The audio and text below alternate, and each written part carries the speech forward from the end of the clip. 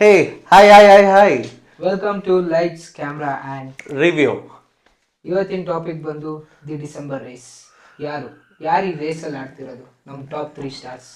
ದರ್ಶನ್ ಅವರ ಡೆವಿಲ್, ಕರುನಾಡ ಚಕ್ರವರ್ತಿ Shivanna, real star Upendra, Rajvi Shetty ಅವ್ರು ಮಾಡಿರೋ 45, ಮತ್ತೆ ನಮ್ಮ ಕಿಚ್ಚ ಸುದೀಪ್ ಅವರ ಮಾರ್ಕ್.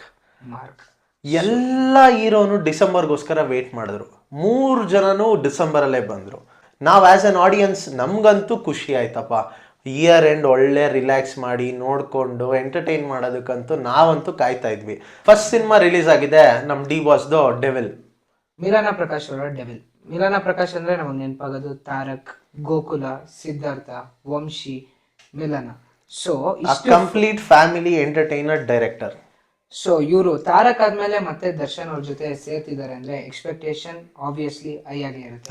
ಅದರಲ್ಲೂ ಡೆವಿಲ್ ಅನ್ನೋ ಟೈಟಲ್ ಟ್ಯಾಗ್ ಲೈನ್ ಡಿ ಬಾಸ್ಗೆ it's just the match made in heaven ಅಂದ್ರೆ ಅವ್ರ ಸ್ವ್ಯಾಗ್ಗಾಗ್ಲಿ ಆ ಲುಕ್ಗಾಗ್ಲಿ ಎಲ್ಲರೂ ಎಕ್ಸೈಟಿಂಗ್. ಸೊ ತುಂಬ ಹೈ ಎಕ್ಸ್ಪೆಕ್ಟೇಷನ್ಸ್ ಇತ್ತು ನಮ್ಮ. ಅದರಲ್ಲೂ ದರ್ಶನ್ ಸರ್ ಈಗ ಜೈಲಲ್ಲಿರೋದಕ್ಕೂ ಅದ್ರ ಜೊತೆಗೆ ಫ್ಯಾನ್ಸ್ ವೇಟ್ ಮಾಡ್ತಾ ಇದ್ಕು 2 ವರ್ಷದಿಂದ. ಅದ್ರ ಜೊತೆಗೆ ಮಿಲನ ಪ್ರಕಾಶ್ ಅನ್ನೋ ಹೆಸರುಗಿರೋ ಹೈ ಹೋಪ್ಸ್ಗೆ ತುಂಬ ನಮಗೆ ಎಕ್ಸ್ಪೆಕ್ಟೇಷನ್ಸ್ ಇತ್ತು. ಅಂಡ್ ದರ್ಶನ್ ಅವರು ನೆಗೆಟಿವ್ ಶೇಡ್ ಅಲ್ಲಿ ಸೂಪರ್ ಆಗಿ ಮಾಡ್ತಾರೆ. ಅದರಲ್ಲಿ ಕುರುಕ್ಷೇತ್ರ ಅವ್ರು ಪ್ರೂವ್ ಮಾಡಿದ್ದಾರೆ, ಬಾಸ್ ನವಗ್ರಹ ಮಾಡಿದ್ದಾರೆ, ತುಂಬಾ ಚಿತ್ರ. ಹೌದು. ಸೊ ಡೆವಿಲ್ ಅನ್ನೋ ಚಿತ್ರಕ್ಕೆ ಬಂದಾಗ ವರ್ಕ್ ಆಗಿದ್ ನಮ್ಗೆ ಕೃಷ್ಣ ಅನ್ನೋ ಕ್ಯಾರೆಕ್ಟರ್ ಮಾತ್ರ. ಯಾಕಂದ್ರೆ ಅದ್ರಲ್ಲಿ ದತ್ತ ದರ್ಶನ್ ಅವ್ರನ್ನ ವಾಪಸ್ ನಮ್ಗೆಲ್ಲ ನೆನಪಿಸ್ತಾರೆ. ಆ ದರ್ಶನ್ ಅವರು ಆ ನಟನೆ, ಆ ಆಕ್ಟಿಂಗು, ಆ ಕಾಮಿಡಿ ಟೈಮಿಂಗು, ದರ್ಶನ್ ಅಲ್ಲಿ ನಾವ್ ಇಷ್ಟು ದಿನ ಮಿಸ್ ಮಾಡ್ಕೊಂಡ್ ಬಂದಿದ್ದೆ ಆ ಕಾಮಿಡಿ. ಅವ್ರ ಲುಕ್ಸ್ ಆಗಿರ್ಬೋದು, ಅವ್ರು ಹೇಳ್ದಂಗೆ ಕಾಮಿಡಿ ಟೈಮಿಂಗ್ ಆಗಿರ್ಬೋದು, ಡೈಲಾಗ್ ಡೆಲಿವರಿ ಅಂತೂ ಅವ್ರಿಗೆ ಎಲ್ಲದರಲ್ಲೂ ಚೆನ್ನಾಗಿ ಮಾಡ್ತಾರೆ. ಸೊ ಅದು ದೂಸರ ಮಾತೇ ಇಲ್ಲ. ಇಲ್ಲಿ ಏನಂದರೆ ನಮಗೇನೋ ಇನ್ನೂ ಬೆಟರ್ ಆಗಿ ಇವ್ರನ್ನ ಯುಟಿಲೈಸ್ ಮಾಡ್ಕೋಬೇಕಿತ್ತು ಅನ್ನೋ ಫೀಲಿಂಗ್ ಇದೆ ನಮಗೆ. ದರ್ಶನ್ ಅವ್ರಿಗೆ ಲಾಸ್ಟ್ ಒಂದು 2-3 ಚಿತ್ರ ಕಂಪೇರ್ ಮಾಡಿದ್ರೆ ಖಂಡಿತ ಡೆವಿಲ್ ತುಂಬಾ ಚೆನ್ನಾಗಿದೆ. ಹೌದು. ಅದೇ ಮಿಲಾನ ಪ್ರಕಾಶ್ ಅವ್ರ ಲಾಸ್ಟ್ 2-3 ಚಿತ್ರ ಕಂಪೇರ್ ಮಾಡಿದ್ರೆ ಡೆವಿಲ್ ಚೆನ್ನಾಗಿಲ್ಲ. ಸೊ ನೀವು ಯಾರ್ ಪರ್ಸ್ಪೆಕ್ಟಿವ್ ಅಲ್ಲಿ ನೋಡ್ತಿದ್ದೀರಾ ಅನ್ನೋದು ಮ್ಯಾಟರ್ ಆಗುತ್ತೆ. ಸೊ ನೀವು ಒಂದು ಮೂವಿನ ನೀವು ಲಾಜಿಕಲಿ ನೋಡ್ತೀರಾ ಅಂದ್ರೆ ಡೆವಿಲ್ ಅಲ್ಲಿ ಅಲ್ಲಿ ಇಲ್ಲಿ ಲಾಜಿಕಲ್ ಲೂಪ್ ಹೋಲ್ಸ್ ಇದ್ರು, ಆಮೇಲೆ ಒಂದಷ್ಟಿದ್ದು ಕಡೆ ಆ ಲಿಬರ್ಟಿ ತಗೊಂಡಿದ್ರು. ಡೆವಿಲ್ ಅಲ್ಲಿ ಒಂದು ಮ್ಯಾನರಿಸಮ್ ಮಾಡಿದ್ದಾರೆ. ಅದು ಆ ಮ್ಯಾನರಿಸಮ್ ಅದು ಸ್ಟೋರಿಗೆ ಒಂದು ಆಡ್ ಆನ್ ಆಗುತ್ತೆ. ಅಂದ್ರೆ ಎಲ್ರಿಗೂ ಗೊತ್ತಿರಂಗೆ ಇಷ್ಟೊತ್ತಲ್ಲಿ ಆಲ್ರೆಡಿ ಎಲ್ಲೂ ನೋಡಿರ್ತೀರ 2 ಶೇಡ್ ಇದೆ. ಆ ನೆಗೆಟಿವ್ ಶೇಡ್ಗೋಸ್ಕರ ಒಂದು ಮ್ಯಾನರಿಸಮ್ ಕ್ರಿಯೇಟ್ ಮಾಡಿದ್ದಾರೆ, ಆ ಪಾಸಿಟಿವ್ ಶೇಡ್ಗೋಸ್ಕರ ಒಂದು ಮ್ಯಾನರಿಸಮ್ ಇದೆ. ಎಂತಕ್ಕೆ ಪ್ರತಿ ಸಲ ಆ ಇಬ್ಬರಲ್ಲಿ ಆಬ್ವಿಯಸ್ಲಿ ಇಬ್ರು ಟ್ವಿನ್ಸ್ ಥರ ಇರೋದ್ರಿಂದ ಯಾರು ಬಂದಿದ್ದಾರೆ ಅಂತ ಗೊತ್ತಾಗ ಡಿಫೈನ್ ಮಾಡೋದಕ್ಕೆ ಆ ಮ್ಯಾನರಿಸಮ್ ಇರೋದು. ಸುಮ್ಮನೆ ಅನ್ನೆಸೆಸರಿಯಾಗಿ ಮ್ಯಾನರಿಸಮ್ನ ಇಂಟ್ರಡ್ಯೂಸ್ ಮಾಡಿಲ್ಲ. ಸೊ ಈ ತರ ಮ್ಯಾನರಿಸಮ್ ಅಂತ ಮಾತಾಡ್ಬೇಕಾದ್ರೆ ನಮಗೆ ನೆಕ್ಸ್ಟ್ ನೆನಪಾಗದೆ ಮಾರ್ಕ್. ನೆಕ್ಸ್ಟ್ ಮೂವಿ ರಿಲೀಸ್ ಆಗಿದ್ದು ಮಾರ್ಕ್. ಸೊ ಮಾರ್ಕ್ ಅಲ್ಲಿ ಒಂದು ಮ್ಯಾನರಿಸಮ್ ಇದೆ. ಅದೇ ಭಾಷಾ ಕಿಚ್ಚ ಸುದೀಪ್ ಅವರು ಒಂದು ಮ್ಯಾನರಿಸಮ್ ಮಾಡ್ತಾರೆ. ಸೊ ಇಲ್ಲಿ ನಾವೇನ್ ಹೇಳಕ್ ಟ್ರೈ ಮಾಡ್ತಿದೀವಿ ಅಂದ್ರೆ ಒಂದು ಮ್ಯಾನರಿಸಮ್ ಇಂದ ಒಂದು ಸ್ಟೋರಿಗೆ ಏನಾದ್ರು ಒಂದು ಆಡ್ ಆನ್ ಆಗ್ಬೇಕು. ಅದು ಸ್ಟೋರಿನ ಒಂದು ಹೆಜ್ಜೆ ಮುಂದೆ ತಗೊಂಡು ಹೋಗ್ಬೇಕೇ ಹೊರತು ಅದನ್ನ ಕಿಚ್ಚ ಸುದೀಪ್ ಅವ್ರು ಚೆನ್ನಾಗಿ ಮಾಡಿದ್ದಾರೆ. ಅವ್ರಿಗೆ ಏನು ಮ್ಯಾನರಿಸಮ್ ಮಾಡಿ ಅಂತ ಹೇಳಿದರೆ ಅದನ್ನ ಪರ್ಫೆಕ್ಟ್ ಆಗಿ ಮಾಡಿದ್ದಾರೆ. ಬಟ್ ಅದು ರಿಲೆವೆಂಟಾ ಈ ಮೂವಿಗೆ, ಅಥವಾ ಔಟ್ಪುಟ್ ಎಕ್ಸಿಕ್ಯೂಷನಲ್ಲೂ ಇಷ್ಟ ಆಗ್ತಾ ಇದೆಯಾ, ಆಡಿಯನ್ಸ್ ಪಲ್ಸ್ಗೆ ವರ್ಕ್ ಆಗುತ್ತಾ ಅಂತ ತಿಳ್ಕೊಳ್ಳೋದ್ರಲ್ಲಿ ಡೈರೆಕ್ಟರ್ದು ಬುದ್ಧಿವಂತಿಕೆ ಬರುತ್ತೆ. ಹೌದು. ಆಲ್ರೆಡಿ ನೀವು ನಮ್ಮ ಪ್ರೀವಿಯಸ್ ವಿಡಿಯೋಸ್ ನೋಡಿದ್ರೆ ಮಾರ್ಕ್ ನಮಗೆ ವರ್ಕ್ ಆಗಿಲ್ಲ. 45 ಅದೇ ದಿನ ರಿಲೀಸ್ ಆಗಿರೋ ಚಿತ್ರ 45. ಅಂದ್ರೆ 45 ಅಲ್ಲಿ ನೀವು ಇವಾಗ ಅಟ್ ದಿಸ್ ಪಾಯಿಂಟ್ ನೀವು ಕೇಳಿಸ್ಕೊಂತಿದ್ರೆ ನಿಮ್ಗೆ ಬಯಾಸ್ಡ್ ಅನ್ಸ್ಬೋದು. ಬಟ್ 45 ಅಲ್ಲಿ ರೈಟಿಂಗ್ ಇಂದ ಹಿಡಿದು ಕ್ಯಾರೆಕ್ಟರ್ ಸೆಲೆಕ್ಷನ್ ವರೆಗೂ ಎಲ್ಲಾನು ತುಂಬಾ ಚೆನ್ನಾಗಿತ್ತು. ಅದೇ ಮಾರ್ಕ್ ಅಲ್ಲಿ ಇವಾಗ ಮಾರ್ಕ್ ಅಲ್ಲಿ ಅಷ್ಟು ಆಕ್ಟರ್ಸ್ ಇದ್ರು ಯಾರು ಶೈನ್ ಆಗಲ್ಲ. ಅಂದ್ರೆ ಯಾವ್ದೇ ಒಂದು ಕ್ಯಾರೆಕ್ಟರ್ ನಮ್ ತಲೆಯಲ್ಲಿ ಉಳಿಯಲ್ಲ. ಅದೇ ಡೆವಿಲ್ ಫಿಲಮ್ ಅಲ್ಲೂ ಸೇಮ್. ಇವಾಗ ಡೆವಿಲ್ ಅಲ್ಲಿ ನೀವ್ ನೋಡಿದ್ರೆ ಎಷ್ಟು ಎಲ್ಲ ಗೊತ್ತಿರೋ ನೋನ್ ಫೇಸಸ್ ಇದೆ. ಎಲ್ಲ ನಾವ್ ದಿನ ಆದ್ರೆ ಟಿವಿಲಿ ನೋಡೋ ಮುಖಗಳೇ ಇದೆ. ಆದ್ರೂ ನಮ್ಗೆ ಯಾವ ಕ್ಯಾರೆಕ್ಟರ್ ನಮ್ ತಲೆಯಲ್ಲಿ ಉಳಿಯಲ್ಲ. ಅದು ಎಡಿಟಿಂಗ್ ಅಲ್ಲಿ ಮಿಸ್ ಆಗಿರ್ಬೋದು ಅಥವಾ ಡೈರೆಕ್ಷನ್ ಅಲ್ಲೇ ಮಿಸ್ ಆಗಿರ್ಬೋದು. ಬಟ್ ಅಟ್ ದ ಎಂಡ್ ಒಬ್ಬ ಸಿನಿಮಾ ಆಡಿಯನ್ಸ್ಗೆ ಮಿಸ್ ಆಯ್ತು. That is the point here. So ಈಗ 3 ದಿಗ್ಗಜರು ಫಿಲಮು ನಾವಂತೂ ದುಡ್ಡು ಕೊಟ್ಟು ಥಿಯೇಟ್ರಲ್ಲೇ ನೋಡಿದ್ವಿ. ಡ್ಯಾಶ್ಗಳ ಥರ ಪೈರಸಿಲ್ ನೋಡಲಿಲ್ಲ. ಸೊ ನಮ್ಮ ವರ್ಡಿಕ್ಟ್ ಏನಂದರೆ, ಫಸ್ಟು ನಮ್ಮ ಡಿ ಬಾಸ್ದು ಡೆವಿಲ್ 5 ಸ್ಟಾರ್ಸ್ಗೆ ಎಷ್ಟು ಕೊಡ್ತೀರಾ? ಡೆವಿಲ್ಗೆ 5 ಸ್ಟಾರ್ಸ್ಗೆ 3. ಯಾಕಂದರೆ ಅದು 3 ಸ್ಟಾರ್ಸ್ ಯಾಕೆ ಅಂದರೆ ದರ್ಶನ್ ಅವರ ಕಾಮಿಡಿ ಟೈಮಿಂಗು, ಮಿಲನ ಪ್ರಕಾಶ್ ಅವ್ರ ಸ್ಟೋರಿ ಓಕೆ ಅದಷ್ಟು ವರ್ಕ್ ಆಗಿಲ್ಲ ಅಂದ್ರೆ ಮಿಲನ ಪ್ರಕಾಶ್ ಅವರ ಸ್ಟೋರಿ. ಆಮೇಲೆ ಅವ್ರೇನೋ ಡಿಫ್ರೆಂಟ್ ಜಾನರ್ ಟ್ರೈ ಇದು ಇದು ಅವ್ರ ಕಂಫರ್ಟ್ ಝೋನ್ ಇಂದ ಅವ್ರು ಆಚೆ ಬಂದಿದ್ದಾರೆ.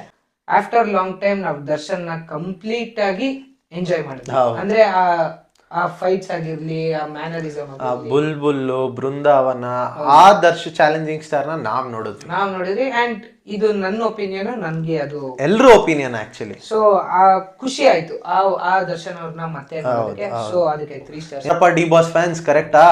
ನಮ್ಮ 3 ಸ್ಟಾರ್ಸ್ ಕೊಡ್ತೀವಿ ನಾವು ಡೆವಿಲ್ಗೆ. ನೆಕ್ಸ್ಟ್ ರಿಲೀಸ್ ಆಗಿತ್ತು ಸಿನಿಮಾ ಮಾರ್ಕ್ಗೆ ಎಷ್ಟು ಕೊಡ್ತೀಯ? 5 ಸ್ಟಾರ್ಸ್.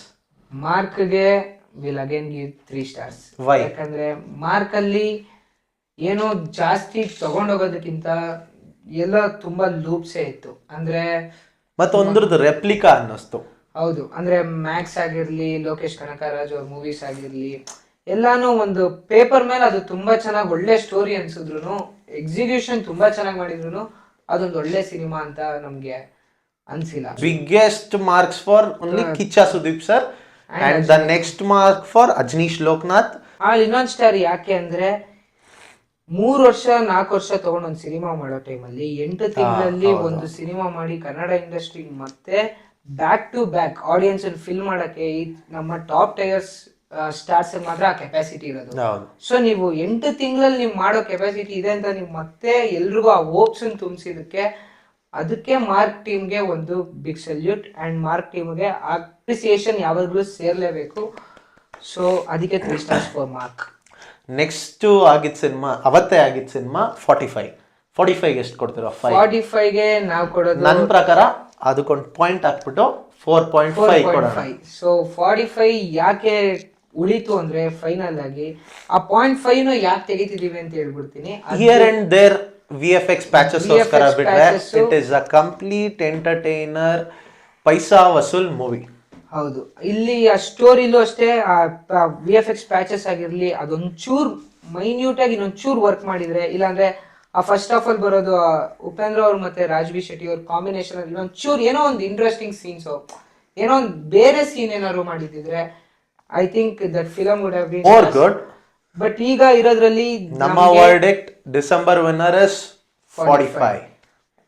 ಕಂಪ್ಯಾರಿಟಿವ್ಲಿ ಡೆವಿಲ್ಗೆ ಮತ್ತೆ ಮಾರ್ಕ್ಗೆ 45 as a little edge over both the films. And but ನಾವ್ ಈ ವಿನ್ನರ್ ಕೂಡ ಯಾಕೆ ಮಾಡ್ತಾರದಂದ್ರೆ ನಾವ್ ಎಷ್ಟು ಸಪೋರ್ಟ್ ಮಾಡಬೇಕು ನಮ್ಮ ಕನ್ನಡ ಸಿನಿಮಾ ಆಗ್ಲಿ ಅಥವಾ ನಮ್ಮಂತ ಟ್ಯಾಲೆಂಟೆಡ್ ಸ್ಟಾರ್ಸ್, ದರ್ಶನ್ ಸರ್ ತರ, ಸುದೀಪ್ ಸರ್ ತರ, ಶಿವರಾಜ್ ಕುಮಾರ್, ಉಪೇಂದ್ರ ಸರ್, ರಾಜ್ಬಿ ಶೆಟ್ಟಿ ತರ ಟ್ಯಾಲೆಂಟ್ಸ್ ಇದ್ದಾಗ ಅರ್ಜುನ್ ಜನ್ಯ ಅವ್ರ ತರ ಯುಟಿಲೈಸ್ ಮಾಡ್ಕೊಳ್ಳಿ ಆಕ್ಟರ್ಸ್ನ. ಈಗ ಇನ್ನೂ ಸ್ಪ್ಲೆಂಡಿಡ್ ವರ್ಕ್ ಮಾಡ್ಬೋದಿತ್ತು. 3 ಫಿಲಮ್ ಕೂಡ ಇನ್ನೂ ವಿನ್ನರ್ ಲೆಕ್ಕದಲ್ಲಿ ಹೋಗ್ಬೋದಿತ್ತು. ಸೊ ನಾವು ಎಷ್ಟೇ ಸಪೋರ್ಟ್ ಮಾಡಿದ್ರು ಬ್ಲೈಂಡ್ ಆಗಿ ಸಪೋರ್ಟ್ ಮಾಡಿದ್ರೆ ನೆಕ್ಸ್ಟ್ ಸಿನಿಮಾ ಕೂಡ ಹಾಗೆ ಬರುತ್ತೆ. ಹೌದು, ಒಂದು ಮೂವಿ ಚೆನ್ನಾಗಿಲ್ಲ ಅಂದ್ರೂ ನಾವು ಚೆನ್ನಾಗಿದೆ ಅಂತ ಹೇಳಿದ್ರೆ ಅದು ಆ ಮೂವಿ ಮಾತ್ರ ಹಿಟ್ ಆಗುತ್ತೆ ಹೊರತು ಮೇಕರ್ಸ್ ಯಾವತ್ತಿದ್ರು ಮತ್ತೆ ಅದನ್ನೇ ಮಾಡಕ್ ಹೋಗ್ತಾರೆ. ಈ 3 ಮೂವಿಲಿ ಎಲ್ಲಾನು ಚೆನ್ನಾಗಿತ್ತು. ಸ್ವಲ್ಪ ಪಾಯಿಂಟ್ಸ್ ನಾವು ಯಾವ್ದು ಚೆನ್ನಾಗಿಲ್ಲ ಅನ್ನೋ ನೆಕ್ಸ್ಟ್ ಟೈಮ್ ಹೇಳಿದ್ರೆ obviously next year will have a great film. ನಾವು ಈ ಮೂವಿ ಆಕ್ಚುಲಿ ಎಲ್ಲಾನು ಥಿಯೇಟರ್ ಅಲ್ಲಿ, ಮೂವಿ ಅಂದ್ರೆ ಎಲ್ಲಾನು ಥಿಯೇಟರ್ ಅಲ್ಲಿ ಹೋಗಿ ನೋಡೋದೇ ಡಿಸರ್ವೇಶನ್. ಸೊ ನಾವು ಏನೋ ಒಂದು ರಿವ್ಯೂ ಕೊಡ್ತಿದೀವಿ ಅಂದಿದ ತಕ್ಷಣ ಇಲ್ಲಿ ಏನೋ ಚೆನ್ನಾಗಿದೆ ಅಂತಲ್ಲ. ಮತ್ತೆ ಅವನಿಗೆ ನೆಗೆಟಿವ್ ಅನ್ಸಿದ್ ನನಗ್ ಪ್ಲಸ್ ಅನ್ಸ್ಬೋದು, ನನಗ್ ಪ್ಲಸ್ ಅನ್ಸಿದ್ ಹಂಗೆ ನಿಮ್ಗೆ ಒಂದ್ ಬೇರೆ ಅನ್ಸ್ಬೋದು, ನಾವ್ ಹೇಳಿದ್ ಅಷ್ಟು ಇಲ್ಲ ಅನ್ಸ್ಬೋದು. ನಾವೊಂದು ಮೂವಿ ಚೆನ್ನಾಗಿಲ್ಲ ಅಂದ್ರೆ ನಾವ್ ಅದನ್ನ ಬ್ಲೈಂಡ್ ಆಗಿ ಸಪೋರ್ಟ್ ಮಾಡಲ್ಲ. ಒಂದ್ ಮೂವಿ ಚೆನ್ನಾಗಿದೆ ಅಂದ್ರೆ ಅದನ್ನ ನಾವು ಚೆನ್ನಾಗಿಲ್ಲ ಅಂತ ಸುಳ್ಳು ಹೇಳಲ್ಲ. ಸೊ ಒಂದು ಜಸ್ಟ್ ನಮ್ಮ ಇಂಡಸ್ಟ್ರಿಗೆ ಒಳ್ಳೆ ನಮ್ಮ ರಿವ್ಯೂಸ್ ಆಗಲಿ ಅಥವಾ ಬೇರೆ ಮೂವಿ PR ಟೀಮ್ಸ್ ರಿವ್ಯೂಸ್ದಾಗಲಿ ಅಥವಾ ಪೇಡ್ ಪ್ರಮೋಷನ್ಸ್ ಇಂದಾಗಲಿ ಇನ್ಫ್ಲೂಯೆನ್ಸ್ ಆಗದೇನೆ ಜಸ್ಟ್ ಆ ಪಾಯಿಂಟ್ಸ್ ತೊಗೊಂಡು ಹೌದಾ ನಾವು ಹೇಳೋಣ, ಇವ್ರು ಯಾರು ಹೇಳೋರು ನಾವೇ ಕೇಳೋಣ, ನಮ್ಮ ಡಿಸಿಷನ್ ನಾವು ತಗೊಳ್ಳೋಣ ಅಂತ ದಯವಿಟ್ಟು ಎಲ್ಲರೂ ಕನ್ನಡ ಸಿನಿಮಾನ ಥಿಯೇಟ್ರಿಗೆ ಹೋಗಿ ಫಸ್ಟ್ ಶೋನೇ ನೋಡಿ. See you until then, bye.